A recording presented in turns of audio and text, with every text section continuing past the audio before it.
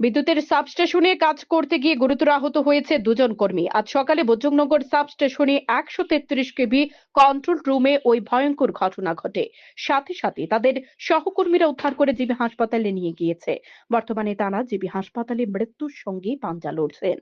ঘটনার বিবরণে জানা গিয়েছে, আজ সকালে বজরংনগর সাবস্টেশনে 133 কেভি কন্ট্রোল রুমে কাজ করতে হেল্পার সচিন্দ্র দেববর্মা এবং আউটসোর্সিং স্টাফ গৌতম বর্মন ছিলেন, কিন্তু তারা বিদ্যুৎপৃষ্ট হয়ে মাটিতে লুটিয়ে পড়েন।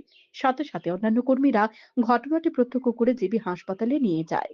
তাদের শারীরিক অবস্থা আশঙ্কাজনক বলে জানা গিয়েছে। ব্যাপারটা হচ্ছে, আজকে সকালে আমাদের বুজরংনগর বিদ্যুতের যে 132 কেভি কন্ট্রোল রুম আছে, ওখানে ইনি কর্মরত অবস্থায়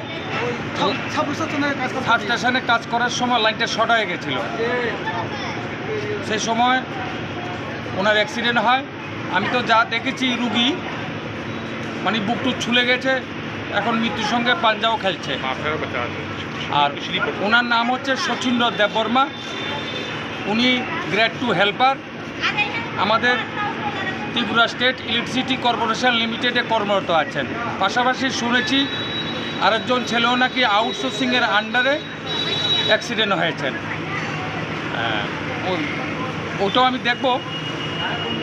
আর এই ব্যাপারটা আমি আমাদের ম্যানেজিং ডাইরেক্টর, আমাদের মাননীয় বিশ্বজিৎ বসু, ওনার কাছে আমি কথা বলেছিলাম।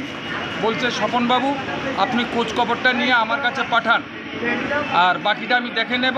আমি বর্তমানে আমবাসা যাচ্ছি।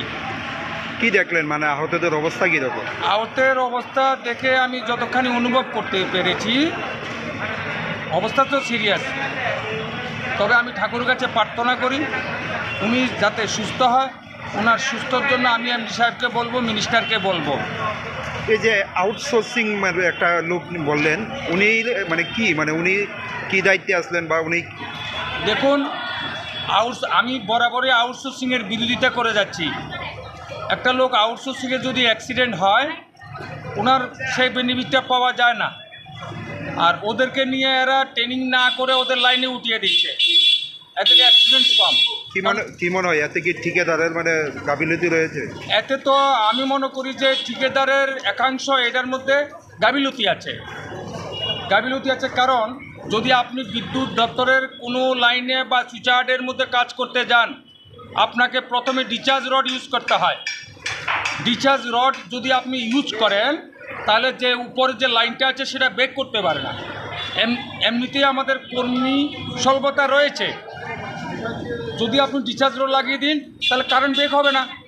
কারেন্ট ব্রেক যদি না হয়, তাহলে আপনার অ্যাক্সিডেন্টের ঝুঁকিটা কমে যায়। আমি সবাইকে আজকেও হাত জোর করে বলছি, হোক আউটসোর্সিং, হোক টিসিসিএল স্টাফ, হোক পাওয়ার স্টাফ, আপনারা যখন বিদ্যুতের কাজ করতে যাবেন অবশ্যই ডিসচার্জ রড ইউজ করবেন, তাহলে নিজের জীবনটা বেঁচে যাবে। আউটসোর্সিংয়ের বিষয়টা আপনারাও জানেন, তারপরেও ঠিকাদাররা কীভাবে অবৈধভাবে এগুলি নিয়োগ করছে বা তাদের দিয়ে কাজ করাচ্ছে? দেখুন, আউটসোর্সিংয়ের ব্যাপারে আমি আমাদের উপর মহলে আমি জানিয়েছি, ডেপুটেশনের মাধ্যমেও জানিয়েছি। যদি লোক নিয়োগ করতে হয়, দরকার হলে আপনারা ওদের 8,000 দিন আর 10,000 দিন ফিক্স করে দিন। তাহলে হ্যাঁ, যেহেতু আমাদের বিমা রয়েছে, কেউ যদি অ্যাক্সিডেন্ট হয়, ডেড হয়, তার জন্য 10 লক্ষ টাকা বিমা আছে। যারা অ্যাক্সিডেন্ট হচ্ছে চিকিৎসা বাবদে 5 লক্ষ টাকা বিমা রয়েছে। তাহলে এই পুরো যদি কোনো আউটসোর্সিংয়ের স্টাফ হয়, এটা পুরাটা হচ্ছে আমাদের যারা কন্ট্রাক্টর আছেন এদের আন্ডারে। এখন আমি ম্যানেজিং ডাইরেক্টরের কাছে তো পাঠাচ্ছি, এবার ম্যানেজিং ডাইরেক্টর বা মিনিস্টার চিন্তা করবে যে আউটসোর্সিং থেকে কি করে ওকে বাঁচানো যায়। আজকে grade 2 helper Sachindra Debbarma accident হয়েছে, ওর বিমা যেটা আছে সে পেয়ে যাচ্ছে। কিন্তু আউটসোর্সিং তো সেও তো আপনি আমারে ভাই, কারো না কারো আত্মীয় স্বজন, আমাদের মাতৃভূমি, এদের প্রতি তো কিছু করা উচিত। যে ঠিকাদার রয়েছে ওনার নামটা কি? ঠিকাদারের নামটা তো আমি এই মুহূর্তে বলতে পারছি না, আমি দূরে এসেছি। আমি আপনাকে বলে দেব এবং আমার এমডিকে বলে দেব। আপনার পরিচয়টা?